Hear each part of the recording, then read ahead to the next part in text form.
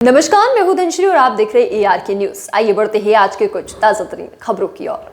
Madhya Pradesh Congress committee के media विभाग के अध्यक्ष मुकेश नायक ने कहा, चित्रकूट जहां भगवान श्री राम ने अपने वनवास के 11 वर्ष बिताए, आज वही भूमि त्राहिमाम पुकार रही है, मां मंदाकिनी करहा रही है और प्रशासन मुखदर्शक बना बैठा है। चित्रकूट की पवित्र धारा पर हो रहे भ्रष्टाचार, निजीकरण और सांस्कृतिक विनाश को लेकर गहरा आक्रोश व्यक्त करते हैं।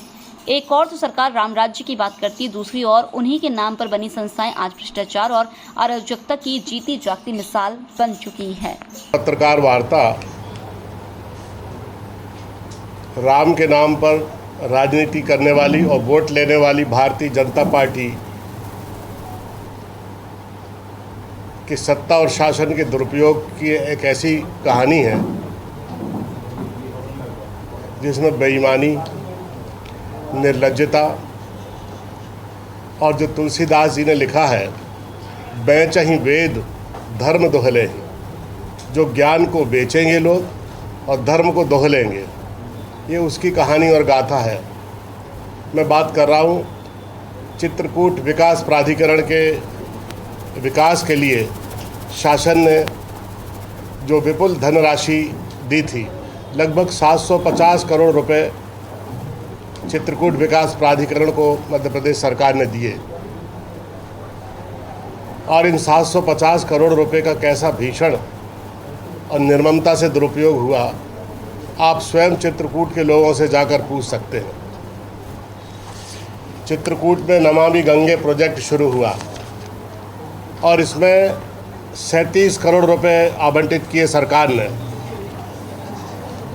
ताकि मंदाकिनी जैसी पवित्र नदी में जो गंदे नाले का पानी जाता है उसको रोका जा सके, नदी के सहज प्रवाह को, उसके बहाव को बना के रखा जा सके और उसका सौंदर्य हो। लेकिन एक निजी संस्थान को 20 करोड़ रुपए दे दिए अपनी निजी भूमि पर निजी संस्थान में कंक्रीट कराने के लिए। कभी ऐसा आपने सुना कि विकास प्राधिकरण का पैसा एक निजी संस्थान के बुनियादी ढांचे पर लगा दिया जाए? 37 करोड़ रुपए सामुदायिक भवन के निर्माण के लिए मिला और उसका उद्देश्य था कि सामाजिक सांस्कृतिक गतिविधियों का, सामाजिक गतिविधियों का केंद्र बनाया जाए और चित्रकूट जैसे पवित्र धर्म स्थान के बारे में लोगों को जानकारी दी जाए, लोग उत्सव मना सकें।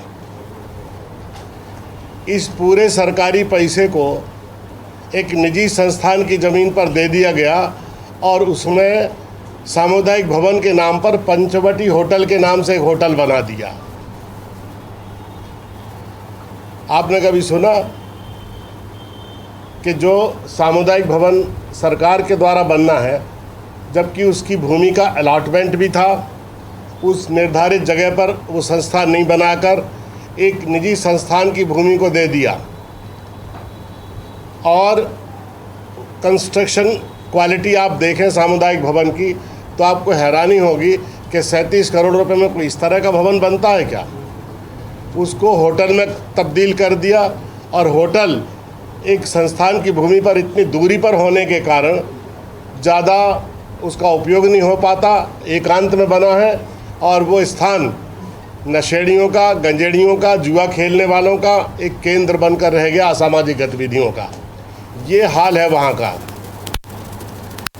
आप सोचिए कि एक आयुर्वेद के नाम पर आरोग्य धाम की स्थापना की गई और 43 एकड़ में इस परिसर को बनाया गया है और इसका उद्देश्य था कि हम आयुर्वेद के रिसर्च डेवलपमेंट सेंटर को विकसित करें, वहाँ अभ्यंग, शिरोधारा, स्वेदन, रेचन, विरेचन, पंचकर्म की गतिविधियों को संचालित करें और प्राकृतिक चिकित्सा पर आधारित हम आयुर्वेद की उन गतिविधियों का पोषण करें, उसका लाभ लोगों को दें, ताकि प्रकृति के नियमों के अनुसार लोग बिना किसी रासायनिक प्रतिक्रिया के स्वस्थ हो सकें।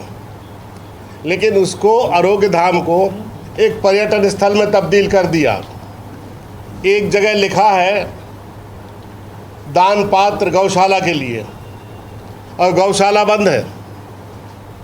दान पात्र लगा है, दान मिल रहा है। बड़ी बड़ी जो संस्थाएं हैं, औद्योगिक संगठन हैं, उनमें एक फंड निर्धारित होता है, उसके लिए भी आयुर्वेद के लिए, आरोग्य धाम के लिए, गौशाला के लिए फंड मिल रहा है। मैं एक चित्र बताता हूं आपको, आप ये देखिए, ये आरोग्य धाम है। हमारे चैनल को लाइक, शेयर और सब्सक्राइब करना ना भूलें।